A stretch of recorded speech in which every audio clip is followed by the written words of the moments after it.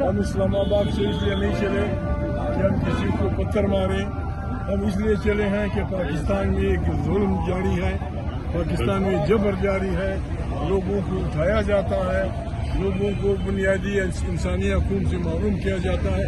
इस चौक से भी दर्जनों लोगों को उठाया गया है, इसलिए वो अपना बुनियादी हक इस्तेमाल करते हैं। हम निकले हैं, हम गुजर खान के लोगों के तमाम लोगों से अपील करते हैं कि 8 फरवरी को इस बीबी को घसीटा गया है जिसके साथ बदतमीजी की गई है। 8 फरवरी को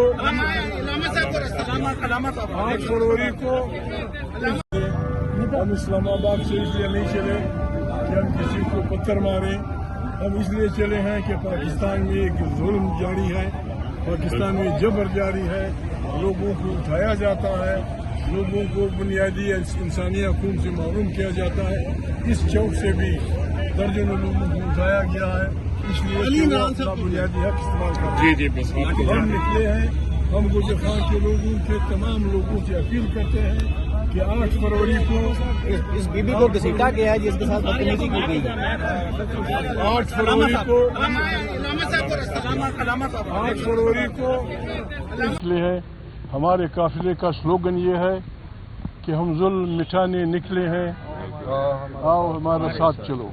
जो पाकिस्तानी जुल्म का मुखालिफ है, जो पाकिस्तानी जबर का मुखालिफ है, जो पाकिस्तानी अदम अदालत की उसका मुखालिफ है, जो पाकिस्तानी अमन चाहता है, इस मुल्क में आइन की हुक्मरानी चाहता है, एक ऐसी पार्लियामेंट चाहता है जो सही मुंतखब पार्लियामेंट हो, जो ताकत का सरचश्मा हो, जो इस पाकिस्तान को इस अमजद बुरानों से निकाले, जो ज़र और ज़ोर की बुनियाद पे पिछले इलेक्शन में 8 फरवरी को ठोंड से आ गया इस मुल्क पे।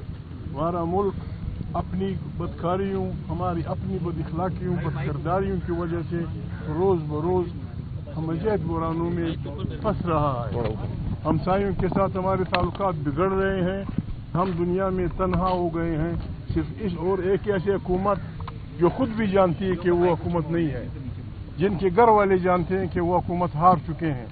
इस सिलसिले में तहरीक तहफ़्फ़ुज़ आईन पाकिस्तान ने 8 फरवरी को तमाम पाकिस्तान के जमहूरी हर तबके हर वॉक ऑफ लाइफ के लोगों से अपील की है कि उस दिन अपना एहतजाज रिकॉर्ड करने के लिए, सारी दुनिया को बताने के लिए मेहरबानी करें, हमारा साथ दें। उस दिन अपनी दुकान बंद रखें, अपना रिक्शा बंद रखें, अपना टैक्सी बंद रखें, लारियों वाले लारियां बंद रखें, और पाकिस्तान की सड़कों पे हुक आलम और आवाम का राज होना चाहिए। हम इस सिलसिले में लाहौर जा रहे हैं। बड़ी मेहरबानी, बहुत सारे MPs आए हैं यहाँ। एक बात मैं कह दूं कि पाकिस्तान की तारीख में पहली दफ़ा इसमें वो सारे MPs शामिल हैं, खड़े हैं। सदारत का इंतखाब हुआ, सदारत का इंतखाब हमारा ऐसे आदमी के खिलाफ था जो इन बातों का माहिर है, लेकिन पाकिस्तान की तारीख में ये बात रकम हुई कि उस इलेक्शन में एक वोट भी नहीं बिका, एक वोट भी नहीं बिका। ऐसा काफिला जिसके वोट नहीं बिकते, ऐसा काफिला जो नहीं डरते, उनको आगे लगाया हुआ है, उनके घरों पे छापे हैं, बच्चों को तंग किया जाता है, औरतों को बेइज्जत किया जाता है। हम इसके खिलाफ एक पुरअमन तहरीक हमने शुरू की है। बस हमारा स्लोगन यही है, हम जुल्म मिटाने निकले हैं, और हमारे साथ।